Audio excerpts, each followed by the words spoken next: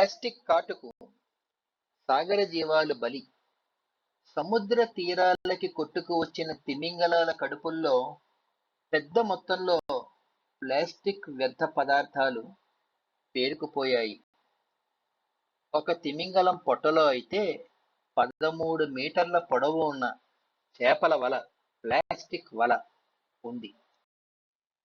మరో తిమింగలం పొట్టలో కార్ల సీట్లు, ఇతర భాగాలకు చెందిన ప్లాస్టిక్ ముక్కలు దొరికాయి.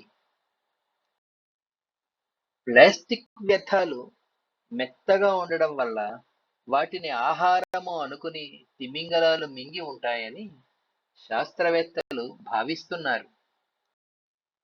ఈ వ్యర్థాలన్నీ ప్రపంచంలోని సాగర తీర నగరాల్లోని ప్రజలు వాడి పారేస్తున్న ప్లాస్టిక్ పదార్థాలే.